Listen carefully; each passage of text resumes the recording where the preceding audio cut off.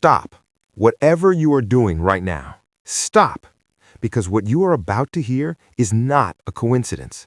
The fact that this video appeared in your feed today, at this exact moment in your life, that is not random. That is not the algorithm. That is something far older, far deeper, and far more powerful than any machine that has ever been built by human hands. You were guided here. And before we go any further, I need you to do one thing. I need you to think about your grandfather, not your father, your grandfather.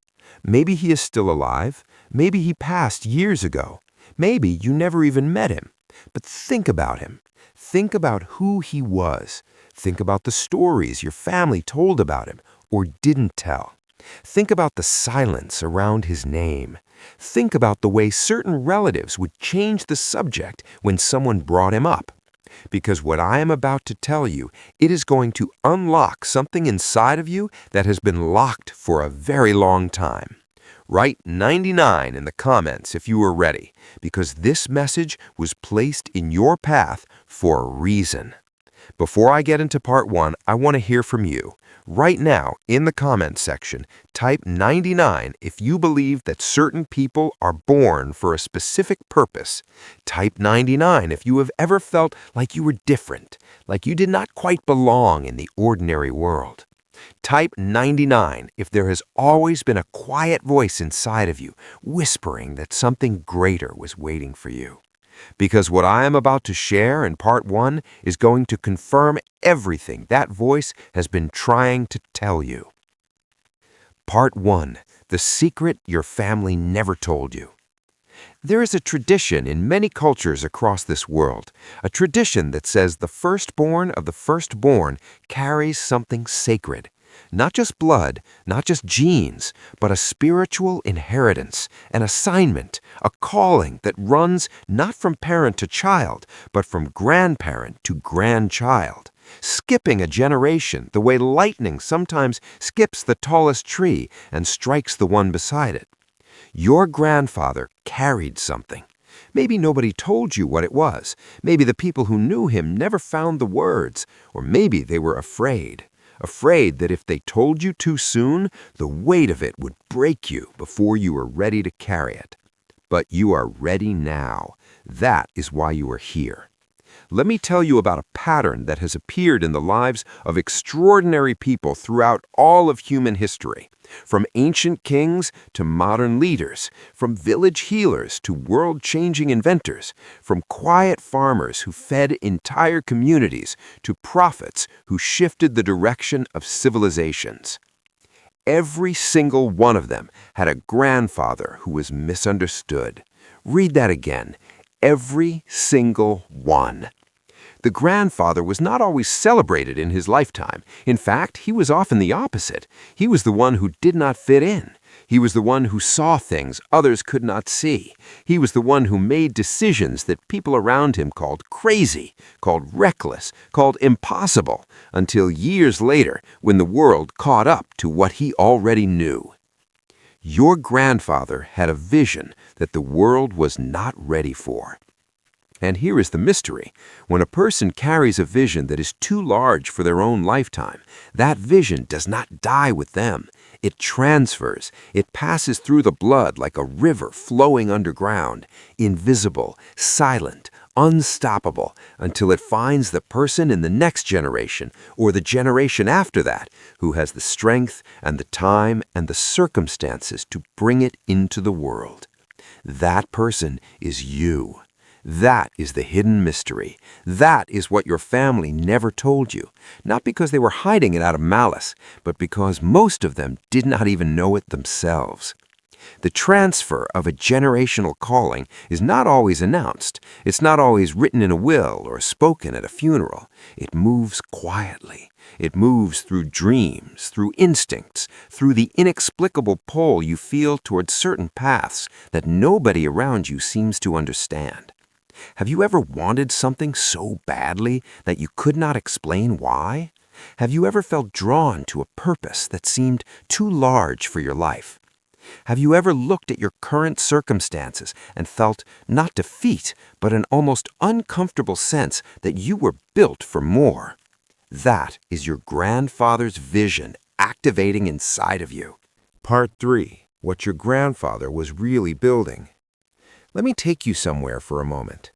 I want you to imagine your grandfather as a young man before he became the old man in the photograph, before life carved the lines into his face, when he was your age or maybe younger and the world was still open in front of him like an unwritten book. What did he want? Maybe he wanted to build something, a business, a farm, a community. Maybe he wanted to travel somewhere he never got to go. Maybe he wanted to create art, or write, or lead, or heal. Maybe he had a gift that the circumstances of his time and place never gave him the room to fully express. Because here is what most people do not understand about history. The majority of extraordinary destinies never got to be lived out by the people who were born to live them. Not because those people were failures, but because the world they were born into was not ready.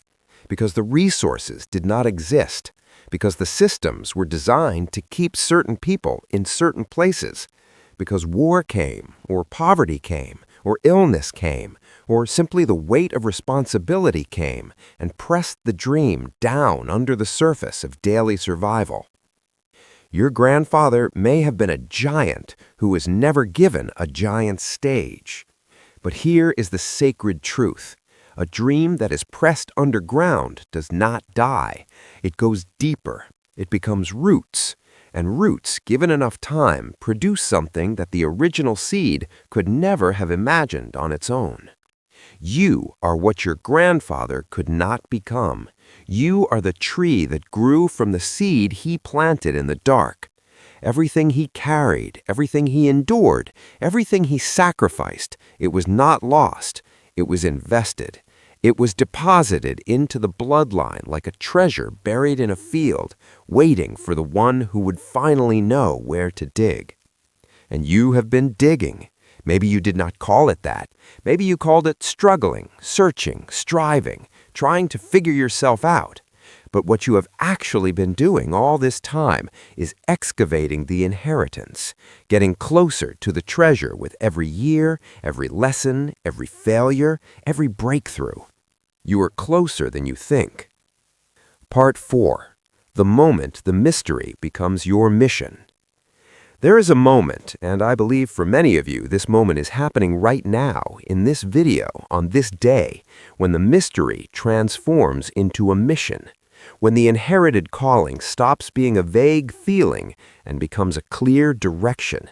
When you stop asking, why do I feel this way, and start asking, what am I supposed to do about it?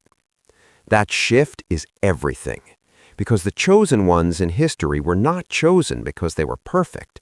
They were not chosen because they never doubted. They were not chosen because they had everything figured out.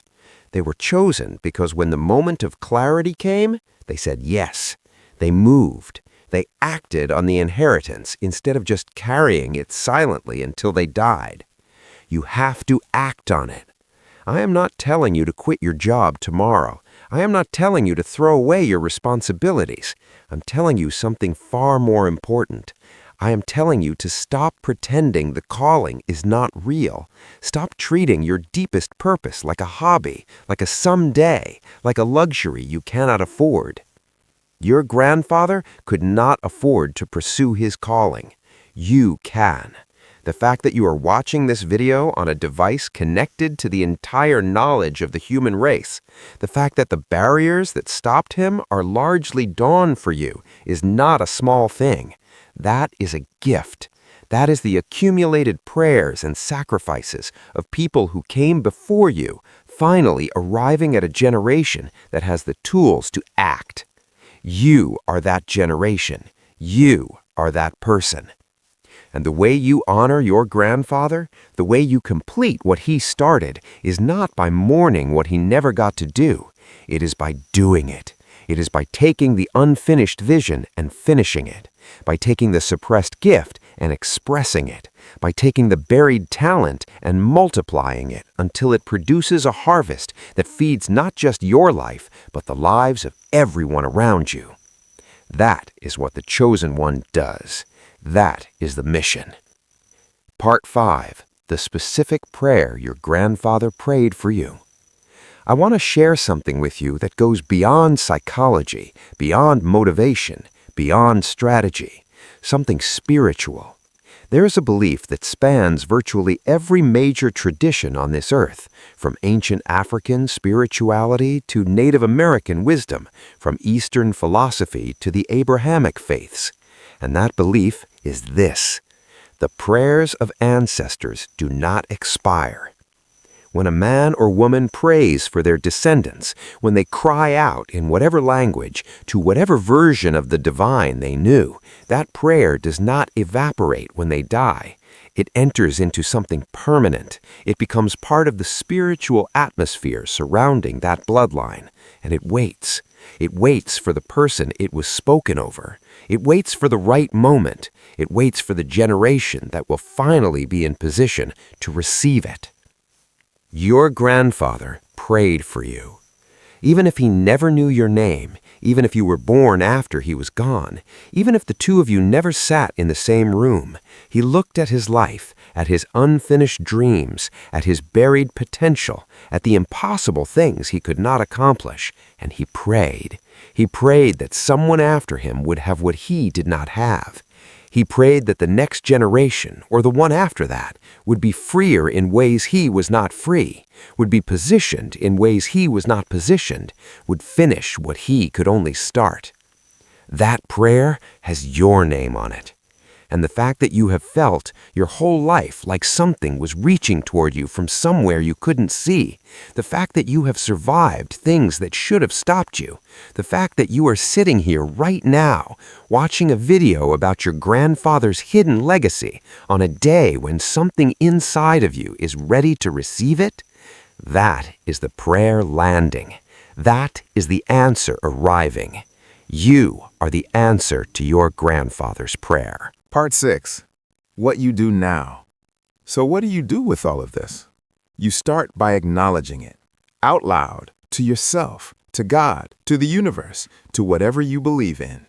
You say, I receive this. I accept the inheritance. I will not bury it. I will not ignore it. I will not let it die with me the way it almost died with the generations before me.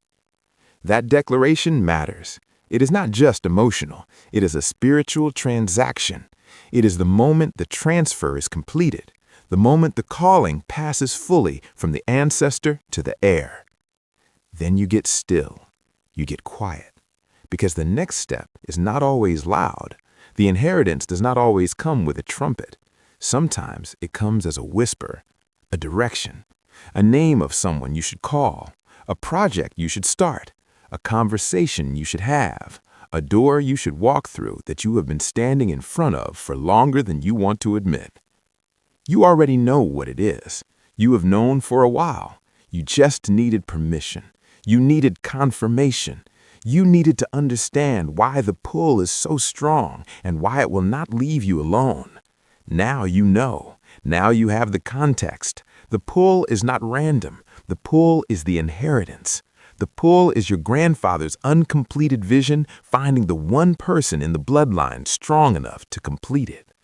And that person is you. So here is what you do. You write it down. Right now, tonight, you write down the thing you have been called to do, the thing that will not let you go, the contribution that feels too large and too important and too costly and too necessary for you to ignore any longer. You write it down and you treat it like the sacred assignment that it is. You build a plan, not a perfect plan, there is no such thing, but a first step, a second step, a direction. You stop waiting for every condition to be perfect before you begin, because the conditions will never all be perfect, and waiting for them is just another way of burying the inheritance. You find community. You find others who are walking in their generational calling. You do not do this alone. The chosen ones who made it throughout history were never truly alone. They had circles of people who saw what they saw and believed what they believed and held them accountable to the vision when the doubts came, because the doubts will come. And every single day, you remember who started this. You remember the man who planted the seed that became you. You remember the prayers spoken in languages you may not even speak, in rooms you have never entered, over a destiny that was always yours but is only now coming into full view. You carry him with you, not as a weight, as a wind, as the force at your back that keeps you moving forward even when the path is unclear and the road is hard and the people around you cannot yet see what you are building. Because they will see it. They will see it when it is finished, when the vision is realized, when the inheritance is fully expressed, when the dream your grandfather carried in silence finally stands in the sunlight for the whole world to see. That is the day the mystery is solved.